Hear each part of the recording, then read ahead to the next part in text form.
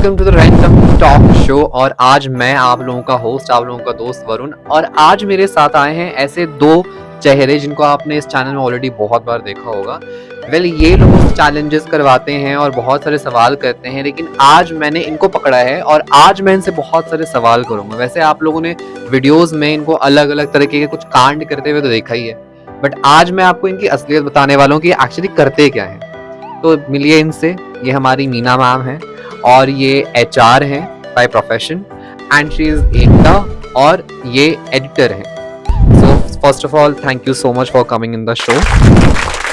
तो मेरा आप दोनों से सबसे पहला सवाल ये है कि आप दोनों ने अपना अपना जो भी प्रोफेशन चूज करा, सबसे पहले ऑडियंस को बताइए और बताइए कि वो आपने क्यों चूज करा। अच्छा, मैं हमेशा तुम फर्स्ट रहती हूँ। अच्छा, तो अगर मैं अपनी जर्नी स्टार्ट करूँ HR के, मैं HR लाइन में क्यों आई हूँ। वैसे HR में मेरा आने का कोई भी दूर तक कोई भी इरादा नहीं था, क्योंकि HR और मैं जितनी दूर है ना, उतना दूर वैसे जैसे मेरा बॉयफ्रेंड है, मुझे अभी तक नहीं मिला। तो बाय लकली कि मेरा जो वे ऑफ टॉकिंग है ना, वो बहुत अच्छा है। मेरे बहुत सारे फ्रेंड सर्कल उन्होंने मुझे पर्सनली ये चीज़ बताई कि मेरा जो कन्विंसिंग स्किल है वो बहुत अच्छा है, मैं किसी को भी कन्विंस कर सकती हूँ।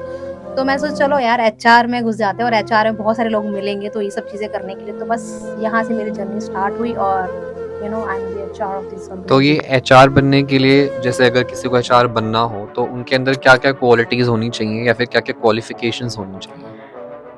See if I am talking about ना क्वालिफिकेशन के, जैसे लोगों ने ना बहुत ज़्यादा रूमर्स फैलाए हुआ है कि अगर आप MBA हो तो आप HR बन सकते हो, अगर आपने MBA नहीं करा तो आप HR नहीं बन सकते। ऐसा कुछ नहीं है गाइस, क्योंकि मैं अगर अपना एक पर्सनल एक्सपीरियंस बोलूँ, अगर आपके पास एक्सपीरियंस अच्छा है, नॉलेज अच्छी है, ठीक है, एंड कैपेबिलिटी है आपके अंदर, तो आप HR बन सकते हो। क्योंकि मेरा सिर्फ जो मेरी क्वालिफिकेशन है वो सिर्फ ग्रेजुएशन है, वो भी आर्ट्स साइंस, और उसके बाद भी स्टिल मैं HR में यहाँ पर।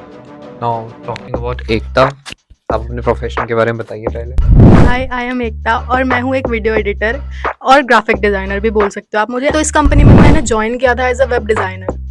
वेब डिज़ाइनर करते करते मैंने 2 मंथ की इंटर्नशिप की वेब डिज़ाइनर में। उसके बाद यहाँ के जो बॉस हैं उन्होंने मुझे मौका दिया। पहले मैं यूट्यूब वगैरह की एडिटिंग करती थी, मेरा एक पर्सनल चैनल भी है एकता ओबरॉय के नाम से। तो सर ने मुझे बोला अगर आप एडिटिंग में ज़्यादा अच्छा करते हो तो आप एडिटिंग में स्विच कर सकते हो।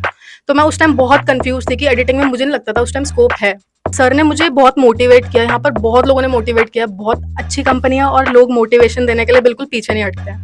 तो लोगों ने बहुत मोटिवेट किया। उसके बाद मैंने देखा कि कितना स्कोप है, क्या है वीडियो एडिटिंग। उसके बाद मुझे लगा कि मुझे वीडियो एडिटिंग में स्विच करना चाहिए, क्योंकि ये मैं अपने इंटरेस्ट से कर रही हूँ और वेब डिज़ाइनिंग मैं घर वालों के कहने से कर रही थी। तो मुझे लगा कि जब हम अपना काम करते हैं ना, तो वो ज़्यादा क्या बोलते हैं उसको, ज़्यादा अच्छा होता है। तो ये जो वीडियो एडिटिंग जो आप कर रहे हो, इसके लिए अगर किसी को वीडियो एडिटर बनना हुआ तो क्या क्वालिफिकेशंस या क्या क्वालिटीज उसको चाहिए हो? देखो, क्वालिफिकेशन की अगर मैं बात करूँ तो मैंने डिप्लोमा करते ही एडिटिंग करना स्टार्ट कर दिया था। तो और अब मैं ग्रेजुएशन कर रही हूँ, pursue. As Meena ma'am said कि skills are more important than qualification. तो स्किल्स ज़्यादा इंपॉर्टेंट है। और अगर मैं बात करूँ कि क्वालिटीज़ क्या होनी चाहिए, तो क्वालिटी फर्स्ट पे आता है क्रिएटिविटी। क्योंकि सॉफ्टवेयर हर कोई सीख सकता है, पर जिस तरह से आप दिमाग लगाओगे ना उसमें, वो मेन इंपॉर्टेंट चीज़ होती है। और मेरे को इतना कॉन्फिडेंस है कि जिस टाइप का मैं दिमाग लगा सकती हूँ उस टाइप का कोई नहीं लगा सकता, इसलिए मैं एडिटिंग में स्विच हो गई कि एडिटिंग की दुनिया को भी मुझे से एडिटर्स चाहिए। इन दोनों के एक्सपीरियंस के अनुसार और इन दोनों के आंसर्स के अकॉर्डिंग ये लगता है कि आज का जो ज़माना है वो स्किल्स बेस्ड ज़्यादा है, ना कि क्वालिफिकेशन बेस्ड कि आपने ये डिग्री हासिल करी है तो आपको ये नौकरी या आपको ये जॉब मिल जाएगी। इट्स जस्ट कि आप जितने स्किल एक्वायर करोगे वो आपके लिए ज़्यादा बेहतर होगा।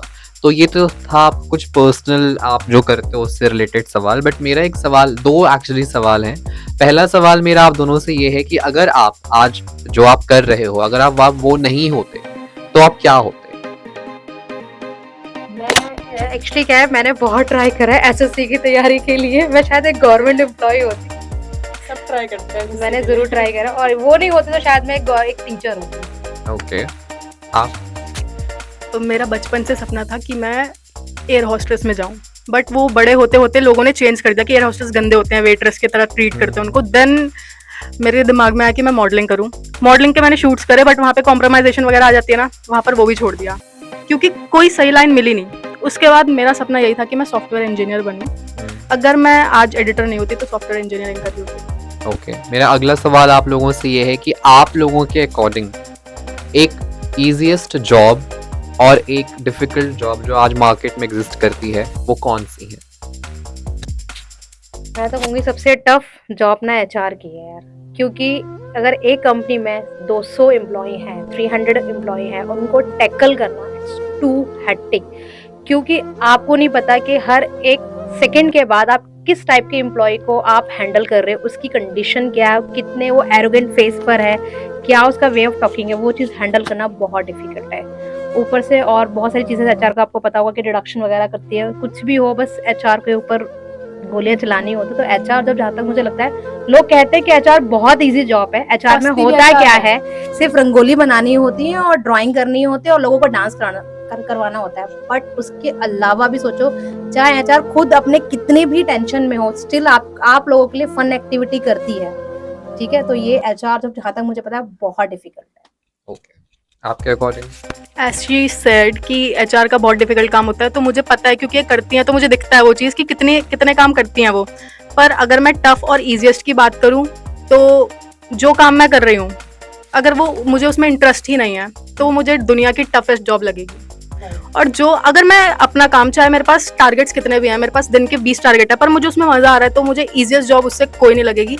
तो मैं किसी अपने प्रोफेशन में कंपेयर कर रही हूँ, ईजीएस्ट भी मुझे ही बनाना है उसको और टफेस्ट भी मुझे ही बनाना है उसको।